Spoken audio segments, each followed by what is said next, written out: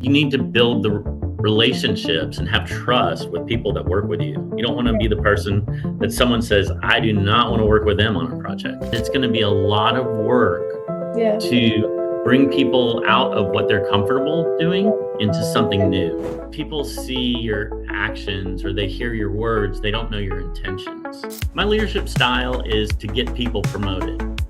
We were building a product that did fraud detection. With less people, you can build a more robust, more reliable solution and do it much faster.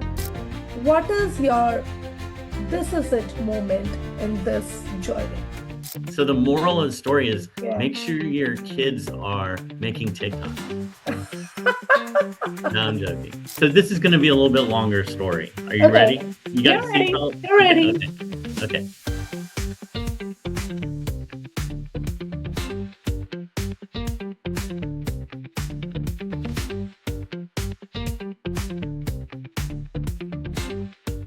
Hello everyone, this is Anamika Jain. You can call me Anna. I'm from BuzzClan.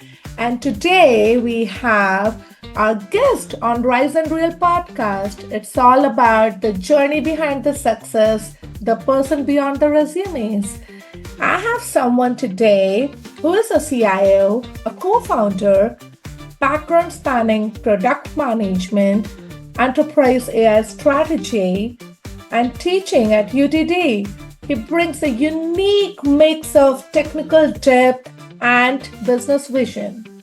So we'll explore his journey, his leadership style, how he is making AI practical, safe, and impactful. So I'm here happy to welcome Mark Bentsen, the CIO for CellGate. Mark, herein with Rise and Real, first of all, thank you for accepting my request. But I'm so much thrilled to have you here. From AI product manager to CellGate CIO, what sparked that leap? Share a little story with us. All right. So I think that everybody has a AI origin story for people that are. So this is going to be a little bit longer story. Are you ready? You got a seatbelt? You're ready. Okay. So I'm going to share my AI origin story, because really, it's easy to tell if you understand how things got started with using generative AI. My son was working. He was doing the TikTok account for Sprouts in this area, and he was doing very well. He had a lot of million videos, had a 10 million video that then got picked up by Barstool Sports and went to 10 million. And so from there, he started his own. You said 10 million? Yeah, 10 million. And then another 10 million over at Barstool. So 20 million on one video. And so he was doing quite well. And then he started his own like agency or whatever, like when you do your own thing on a small scale. And he had a client that was doing something that he knew nothing about. All right. It was this client that was doing a lot of workshops on how to do basically how to do camping on a pretty sophisticated level. And he was also selling merchandise. And so the things he was selling, there was no way to describe it or what was the value in it or whatever the case may be. And I had told my son, hey, let's see if ChatGPT, and this was a while ago, right? This is right about when it became public. Like, let's see if ChatGPT can figure out what this stuff is and describe it. Sure enough, it did a really good job it would know these bizarre things and it could do marketing copy. And it was just really clever, So immediately I saw that using the AI in the right niche, that it could do things that there was no way that I could do. I already knew it was going to be able to do a lot of stuff I couldn't. So we were using it in this capacity, and I was reporting to someone very. I was reporting into the president of a company where we were doing a lot of banking software, and so I had an idea for launching a kind of like proof of concept of using generative AI, but inside of places for the software development lifecycle, right? To kind of move things around. And, it wasn't like entirely successful or not, grand slam, but man, there was a lot that we could do building software with generative AI when we were using it for real work. And we learned so much, that whole team. And this was also in a data science area. We were building a product that did fraud detection. And so there's a lot of machine learning just naturally as part of that. So I started to see kind of the utility of like what is possible using it in the workspace. And I think one benefit that I had was I was able to use it at a company, in a kind of safe environment,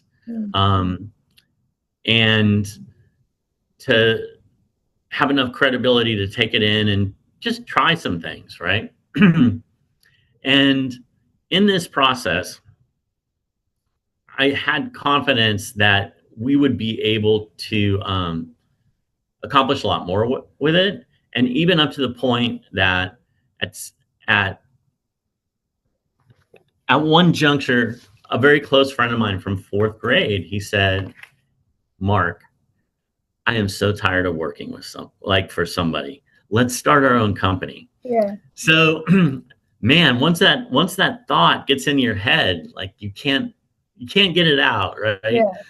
And all you're asking yourself is, why am I still working for somebody? Why, why am I not doing my own thing? Yeah. And so we started a practice with Secure for AI. My partner has a long history in security as a CISO, and this gave us the ability to actually do some things. And I think that there is this group of people that started early and had an opportunity to use and when I say AI, I'm talking about generative AI, right? A lot of people will want to get into the nuance with that, but just for this conversation, that's what I'm talking about. And so people that got to get in early and they were able to apply it on real meaningful stuff, not just kind of hypothetical, let me try this out on my phone on some silly things, but real honest work. And those individuals, if they had some successes, if they were able to, let's say, create some products or to really demonstrate the utility of this whole brand new set of capabilities, that from those accomplishments came opportunity for very large promotions. And that was the case for me. We had a client, CellGate, who we had been working with for over a year, and the opportunity came to be the CIO here. And we had to work some things out because I still have half ownership in Secure. But that's what led from the AI beginning to CIO. Wonderful, wonderful, amazing. I didn't know about this journey earlier. And I'm glad. So the moral of the story is make sure your kids are making TikToks. No, I'm joking. I don't agree with that. But yes, somewhere I do. It worked out really good. 10 million is not easy. 20 million is fairly not easy. It's pretty crazy. Secure for AI is focused on ISO, IEC 42001, and custom AI solutions. You just talked about early moments that shaped that innovation. Mhm. And at CellGate, you are scaling cellular-based access control.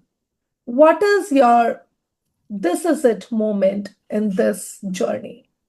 So for Secure for AI, like you had mentioned AI product manager, and that opportunity comes working with UTD Mhm. and their capstone project Okay. and identifying like what are projects that solve problems that are coming up, right?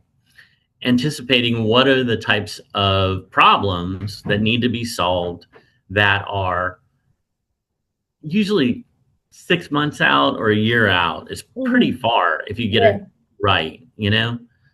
Um, I would say early on using generative AI, the problem to solve was how to rearrange the agile software development lifecycle.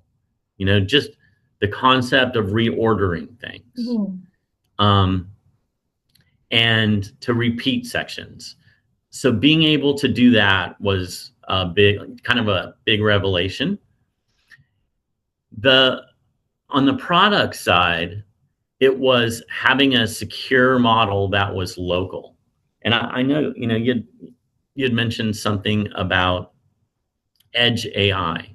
Mhm. And and so we had early on built a local AI model, Okay. anticipating just the how much security conscience people would be. And I think I have a different perspective on that now, but nonetheless, we wanted to have an extremely, extremely secure, even air gapped Mhm. solution for contracts, pricing, that sort of information. And another problem that we wanted to be able to solve is how can we test Yeah. AI? Like, how can we be able to go and look for either security vulnerabilities or bias, you know, too much agency? Like, if we receive a model, there's Mhm. almost 2 million models on Hugging Face.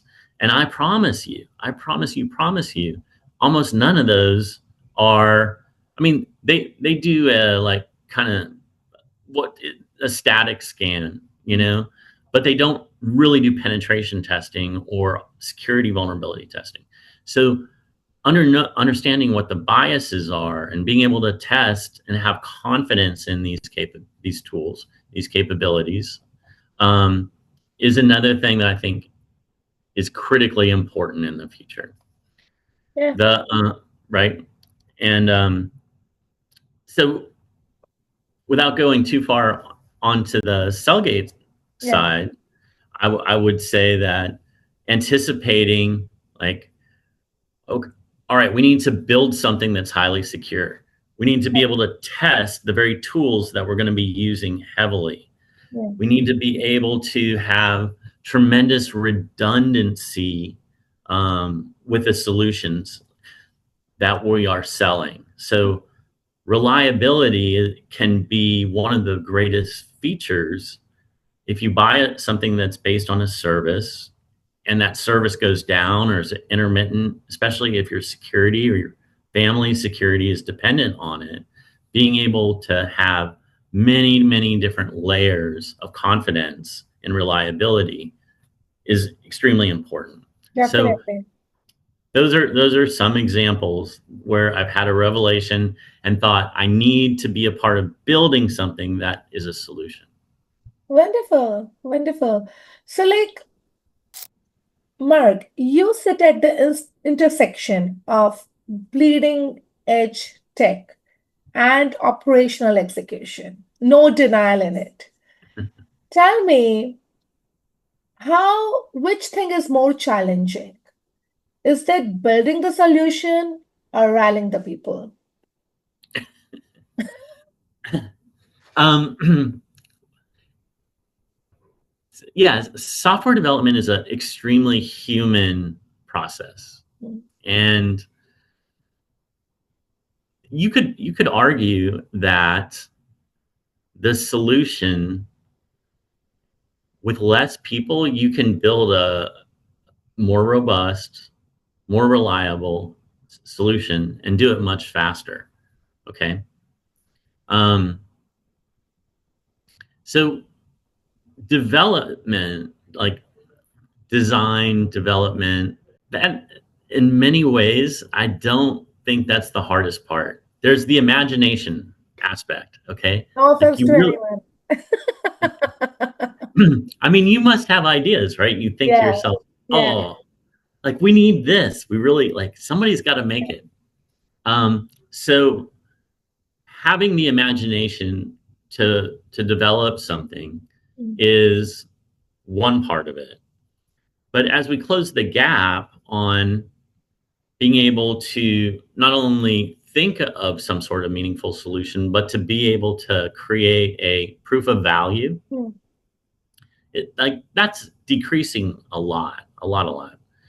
And I'm fortunate on my side because there are people that uh, I work with that build stuff, right? Both in academics and here. yes, So this creates that opportunity. But it mm, is the people side mm, because I can say to you right now, I can say bird, and you're thinking of one thing, and I'm thinking of another. It's yeah, really difficult to describe your requirements. yeah, And so I think that an extremely important skill for people who build is that ability to describe perfect, unambiguously what it is that you want to create. mm, And also to understand how to get people on board when you're doing cultural changes, like adopting yeah, AI, adopting new yeah, capabilities. So definitely people. yeah. Oh, great. So that is the more challenging thing. Okay. So you believe in replacing that challenge with AI a lot? No, no, no, no. That I I'm just trying believe, to find. I believe the challenging part, it's, I see other leaders underestimate change Yeah, management. yeah, They really, really don't understand that it's going to be a lot of work yeah, to bring people out of what they're comfortable yeah, doing into something yeah, new. They yeah, completely underestimate that. yes.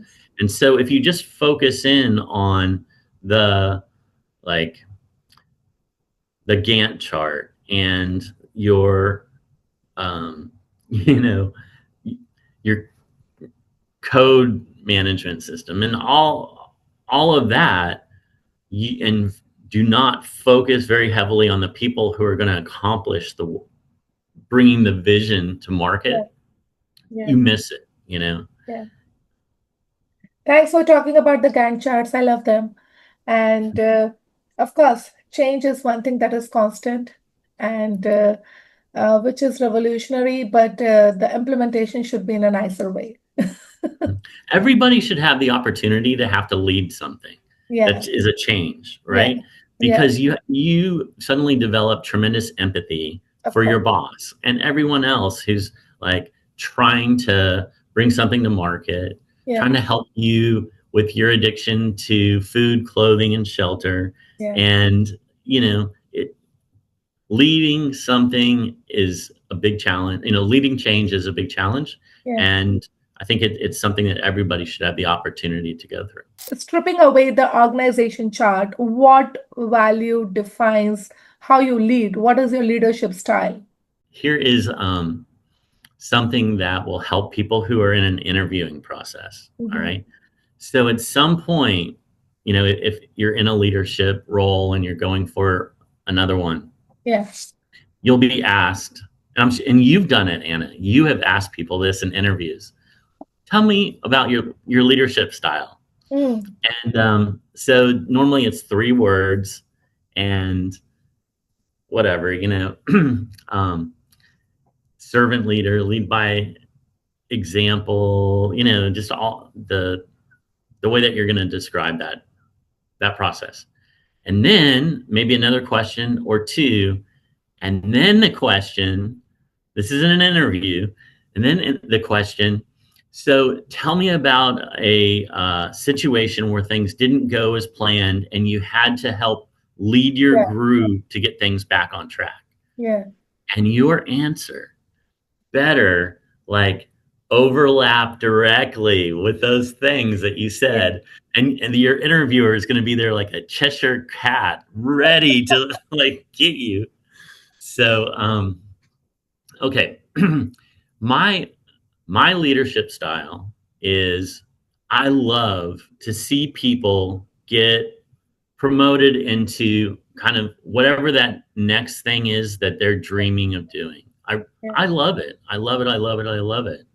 And you know, the consequence of that is you're working with people and bringing them up with Yeah. giving them more responsibility, giving them more chances, giving them the opportunity to shine instead Yeah. of in front of other people.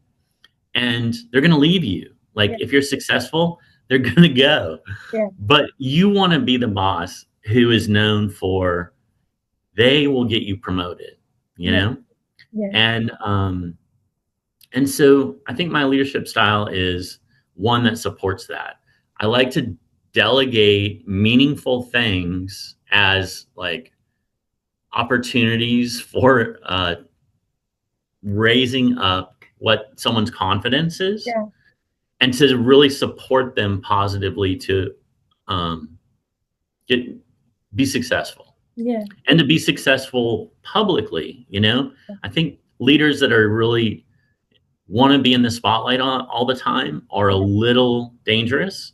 Yeah. um, I think the leader I want to work for kind of is the spotlight, you Yeah. know shining on other people. I think that's great. So my leadership style is to get people promoted.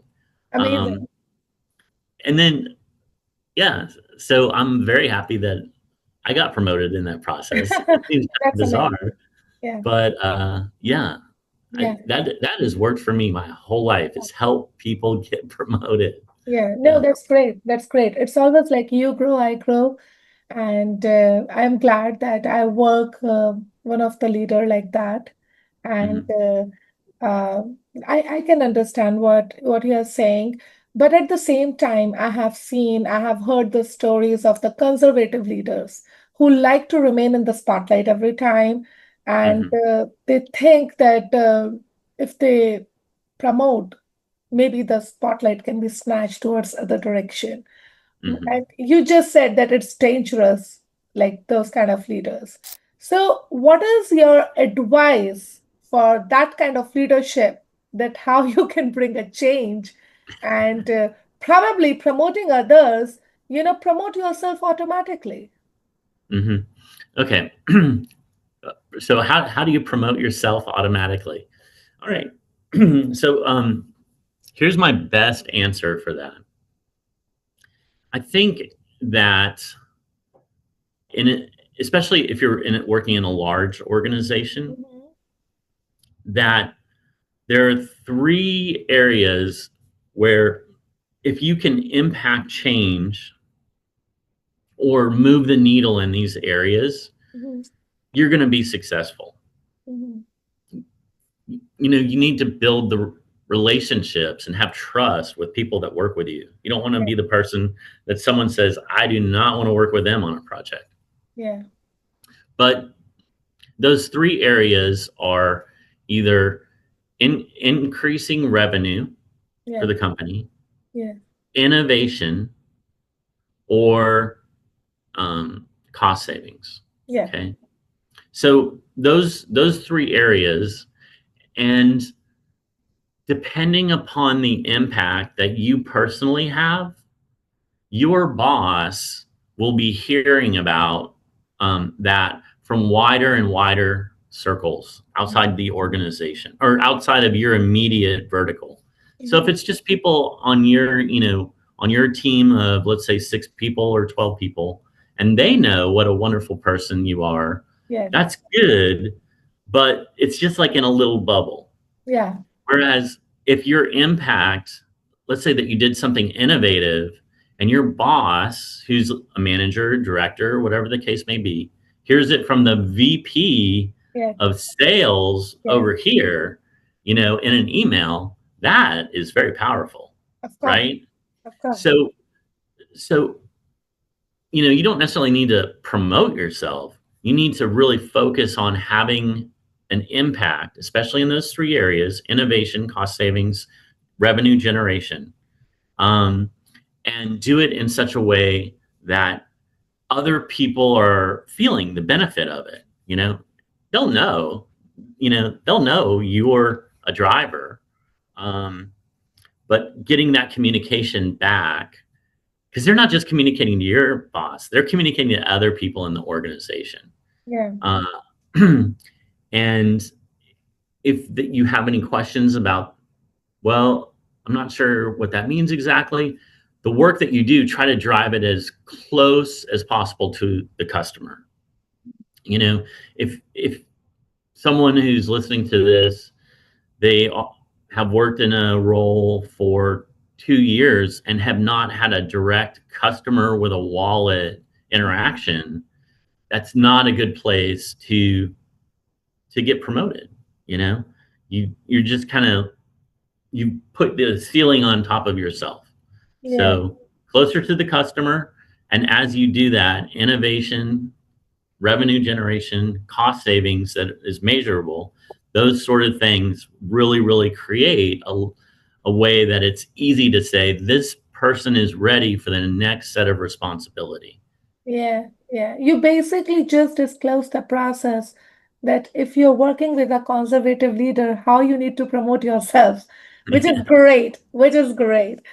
So here now I'm coming to the segment that is like voices from the field. What others are saying about AI, and we would love to have your perspective on that. Okay. So AI can solve security challenges faster than humans, but it still can't read the room. What is your response to this high stake security environment? I'm trying to figure out if I'm brave enough to give the long answer or just stick with the short one. So I'll try to stay a little bit in the middle. Okay. One,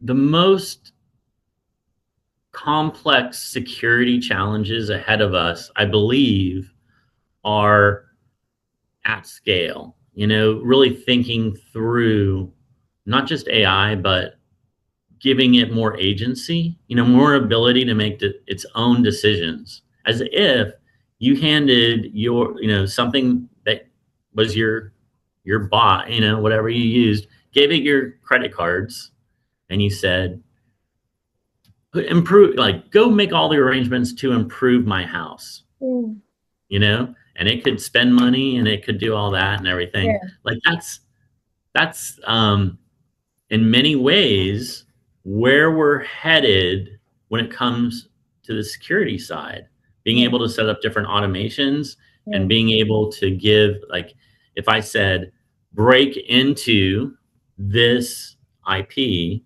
and figure out how to get this information or elevate Yeah. privileges, you know what I mean? It's just like, go accomplish this very sophisticated goal. So um, I think it's not necessarily that that's easy. Yeah. It's that thinking through, oh my gosh, what are we facing in the future? What do we have to Yeah. harden the, what we're protecting to be Yeah. prepared for it is Yeah. actually very, very difficult. But Yeah. it's a very human thing to think through, how are we going to get attacked by these capabilities, that Yeah. having more agency Yeah. in AI. Um, and as far as read the room, comparing that to reading the room, I think you mean kind of like, what is what are people's perspectives Yeah.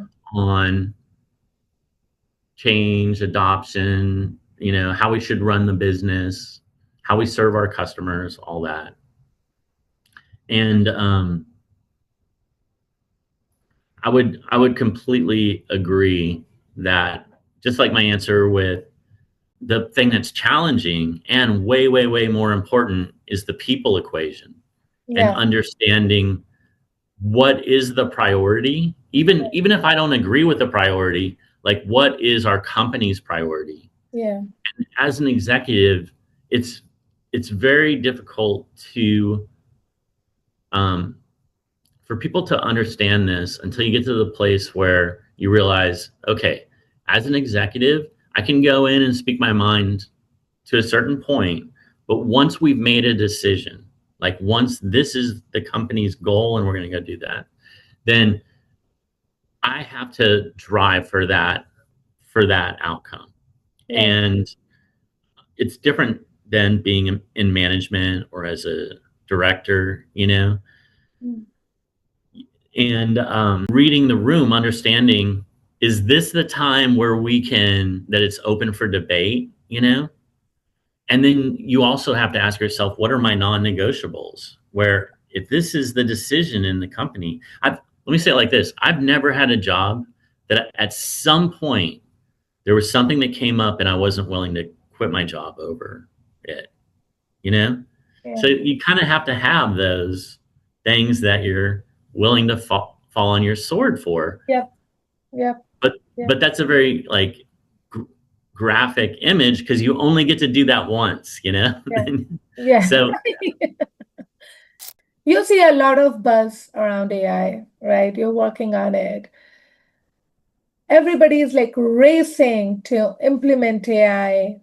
Everybody's racing to get the partners who are implementing, who are with AI.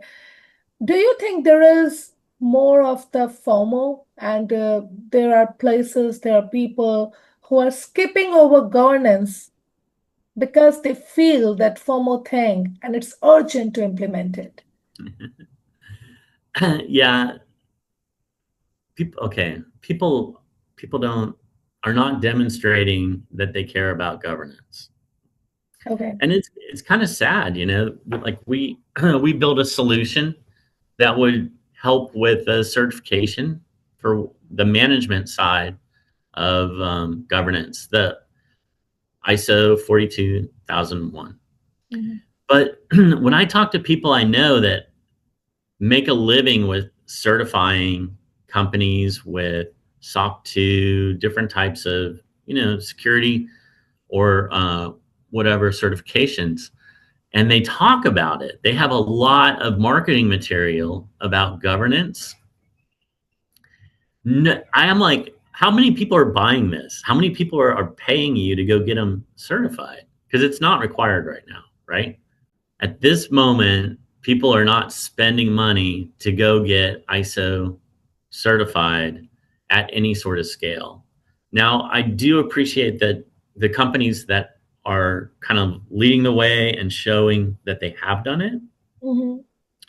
I think that's great. However, it's a rush to try to take land Mm. and then in a lot of ways not know what to do with it in the AI space. Mm. So it's a very we're going to have some consequences. Hopefully there'll be small consequences Mhm. for people to understand that we need to grow Yeah. AI inside of the organization with to do it very intentional and to be Yeah. able to have it out on paper where everyone can read and that we've thought it out. How are we going to do this? How are we going to handle escalations? What do we do if this happens? And Yeah.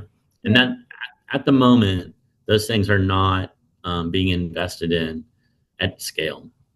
So, one thing about AI, and I would love to have your viewpoint about it. The more we automate, the more we need humans to stay human.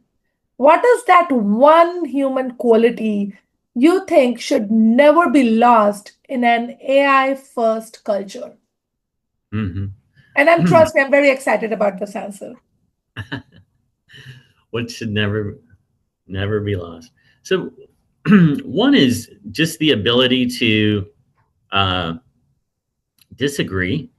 You know, if if you're using AI, there's ways to fact check, to kind of bring multiple generative AI solutions into the mix to see what you're getting.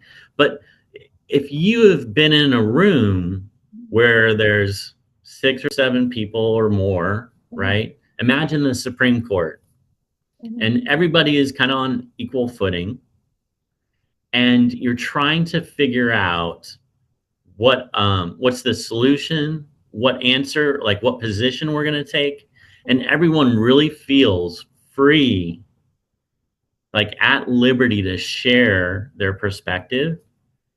Like that's the best. Yeah. um, our experience in the workplace can lean towards whoever the person is with the highest title in the room. As soon as they walk in, it's all like, okay, let's Yeah. figure out how to get on their side Yeah. of whatever the answer is going to be. Yeah. But when it comes down to solving hard problems, the ability to work together and be at liberty to share our perspective as we get to a solution, get to a position, that is not something that AI is going to take away from us. Okay, that's the great one. And yeah, actually, I like that. So, as a CIO, as a co-founder, what is the definition of a work-life balance for you when you have been into different kind of stepping stones in your life? So, how do you define that? Yeah. Okay, I love this question. And the reason why I do is because uh, so it just started. It's like, what's your work? What is work-life balance? Yeah, And from the beginning, I always thought of it in terms of like, there's something about the imagery that creates that's wrong. So, like, there's work, and then there's like life. yeah, There's my wife and kids and everything, right? And so it's not like you can't take this huge thing yeah. and try to balance it with work. And we all know people who have put work above everything. They're on their third marriage. They're not really loving life. They're numbing themselves, doing whatever, you know. And they may be pretty successful in the workplace. They're a VP of this, but they're secretly hating life. And so I heard. Personally, I would talk about work-life fit, where you need to make sure that whatever your work is, that it fits into your life, that you're really able to give your best at work. You don't want to have unpredictable things always popping up and stealing your time with your family, on the weekend or whatever the case may be, but it's got to fit. So work-life fit. And that was all when I would hire people and when I would talk to the teams that I led, that was really, really critical for me, was to make sure people had work-life fit. And I heard something that was Jeff Bezos, and he talked about work-life harmony. And I thought that's a great way to put it. Yeah. That you do need to have a way that if your life is in harmony, your work also, you're going to have more capacity to do better. And so I believe that that's critical, and you've got to be able to say no.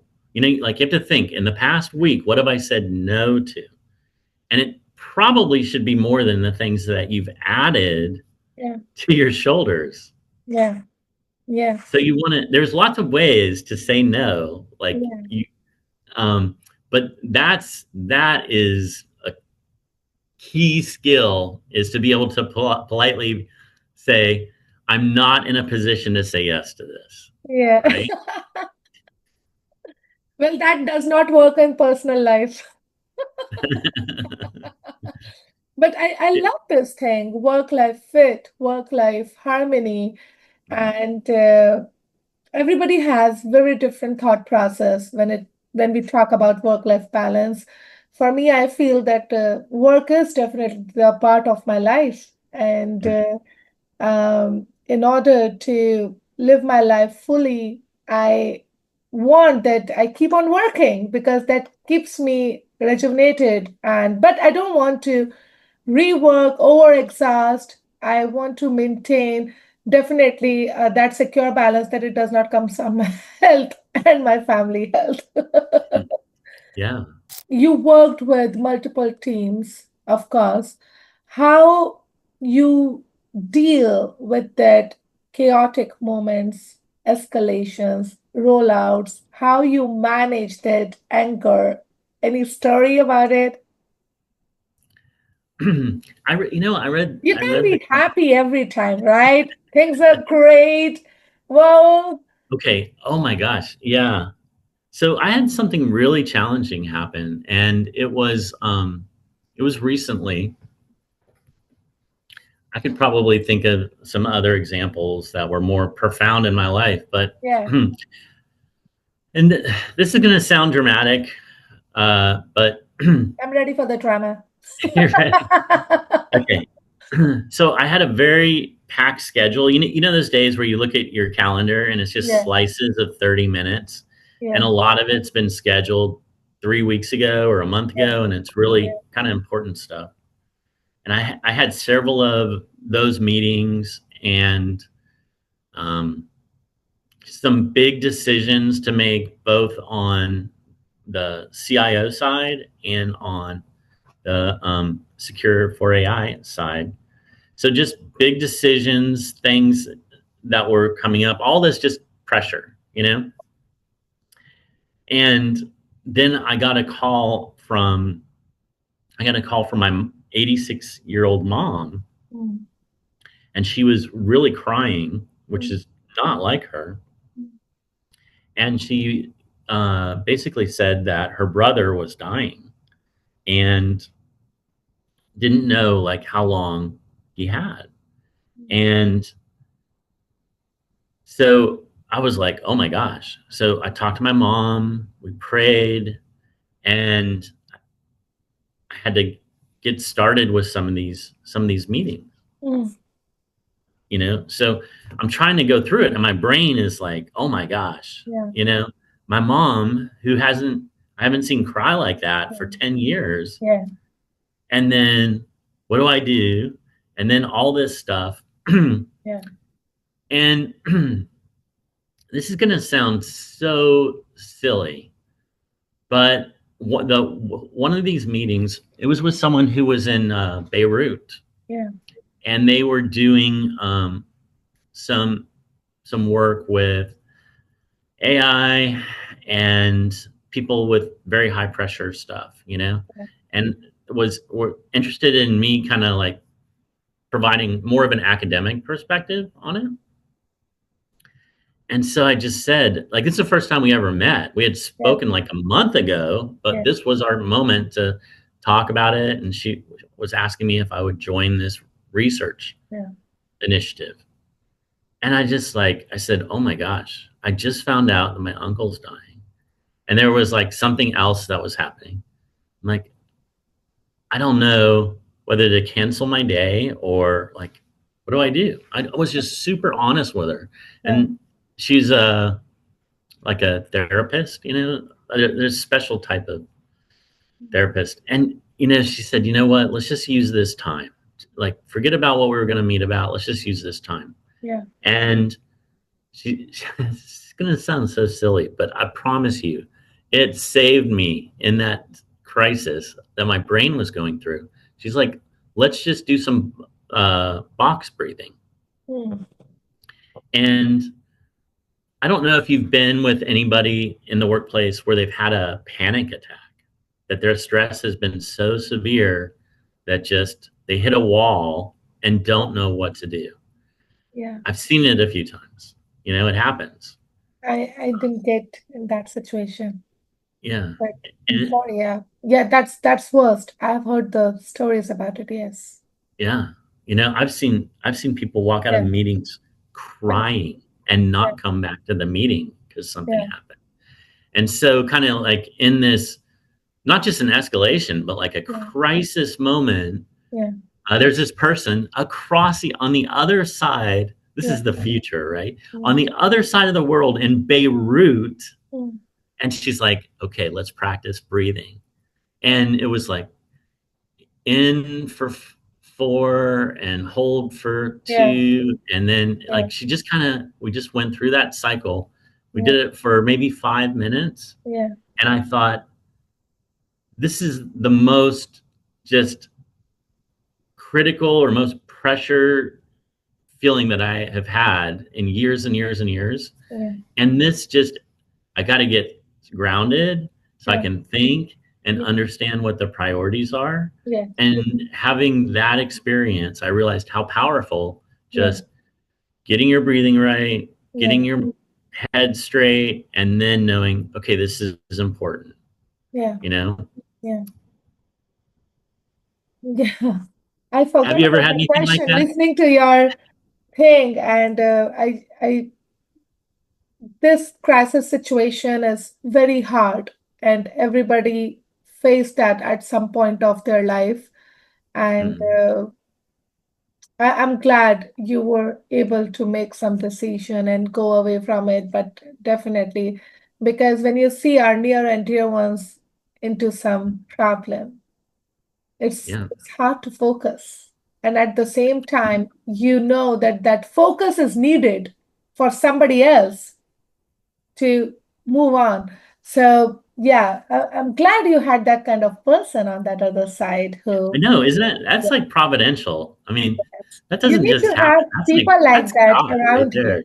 Yeah. Yes, yes, I yes, mean, all the people to have a meeting with, somebody that could yes, just yes, know what to yes, do. yes, And in more general things, I would say most of what comes your way that yeah, really, really seems like a crisis, yeah, in perspective, in 2 months, it's not going to seem as big as it is in this moment. yeah, So take a breath, yeah, just relax for a moment, like give yeah, yourself the freedom to just, okay. yeah, And then don't look at necessarily everybody's excitement and emotion yeah, around you as much as, all right, let's just get the facts and realize that statistically, almost always, yeah, when something comes in as like this huge production issue or in the field, terrible, terrible thing, that the reason why or the solution that we need to take almost always, it's like in the 90th percentile, is not correct. It's yeah, not until you kind of get a better view yeah, of it that you understand, okay, this is what actually happened. This yeah, is what we could see in that moment. So having that perspective, I think, is with escalations, just to remind yourself, we don't have enough of the picture. yeah, And don't blame anybody. yeah, Just say, okay, let's make sure we've got the right picture yeah, and stop the bleeding, but let's make sure we got the right picture before we start throwing solutions left, right, and center, yeah. Yes, yes, definitely. I think anybody who is with us during this podcast, listening to us, please feel like that you are talking to Mark directly and just take this advice that crisis, any crisis is temporary. What Mhm. is big now will be small tomorrow. So give yourself some time and you'll win through it.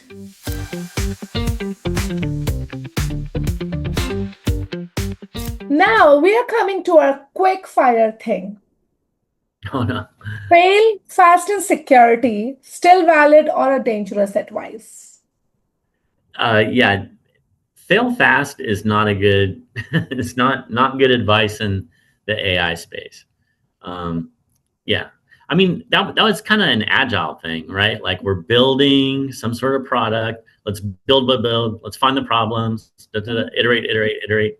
I think you want to create more safety zone around Yeah, you in the AI space because the consequences can be massive, and you don't necessarily understand them. Yeah. So, yeah, create space around you as a cushion to Yeah. consequences.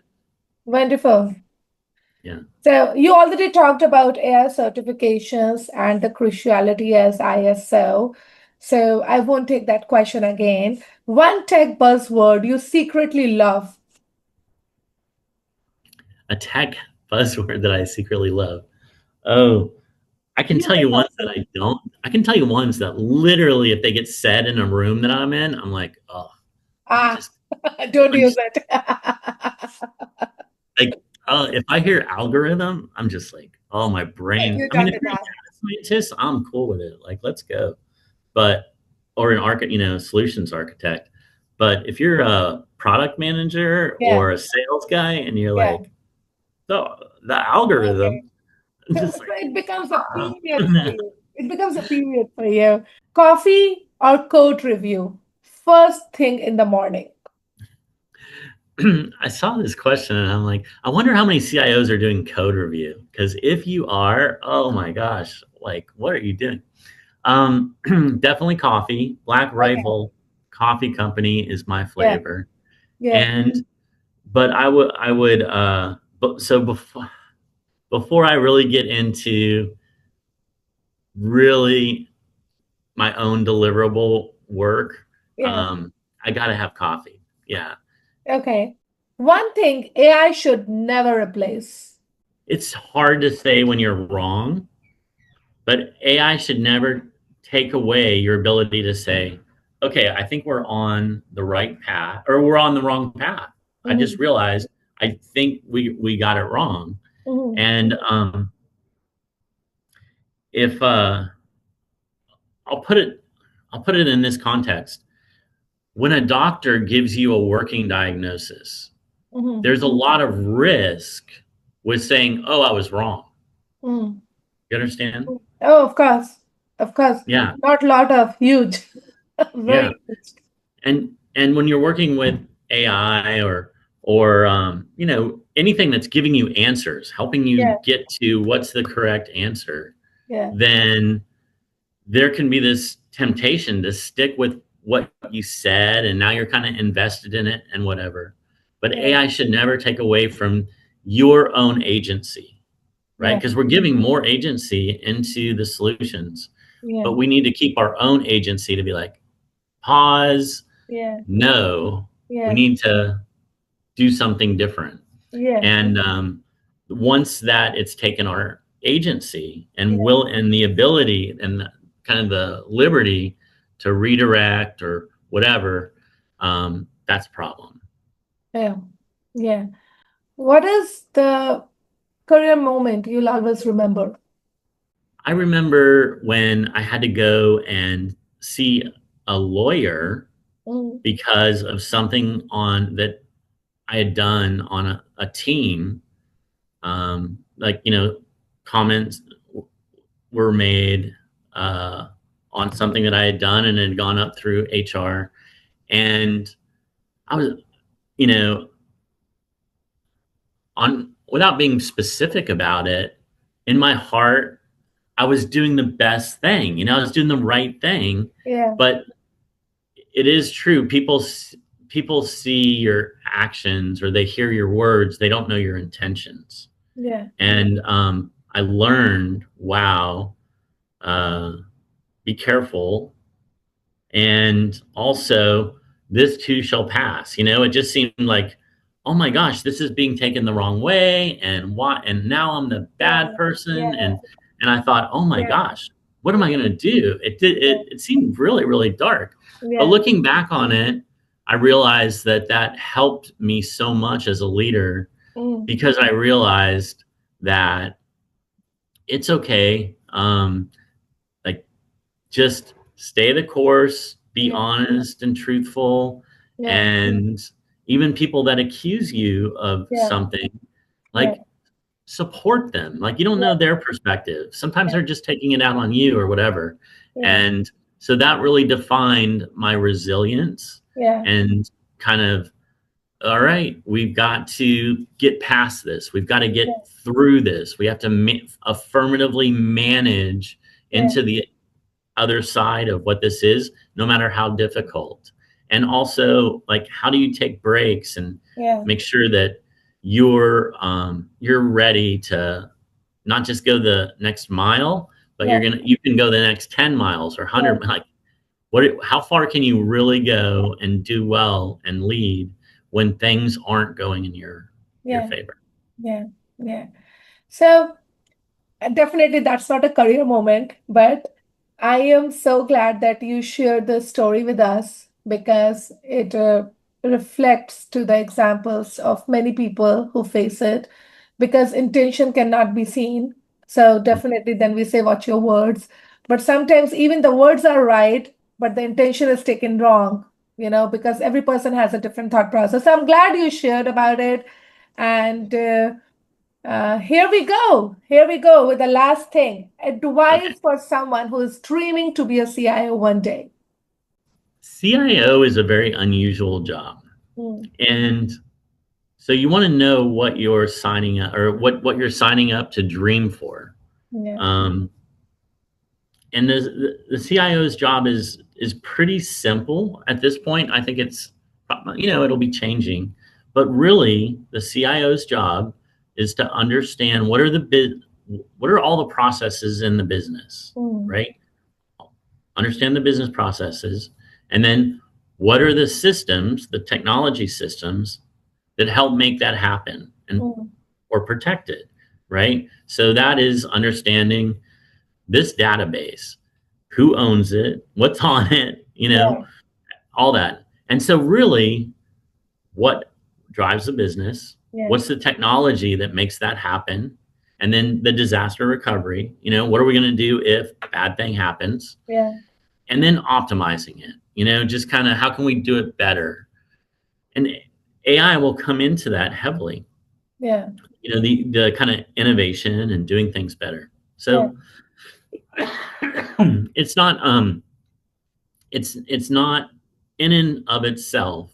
yeah, It's not necessarily what people see from the outside, where it's like, oh, you're the head yeah, of this. yeah, And um, I think that the if you love really thinking about what's going to happen in 6 months, in yeah, 18 months.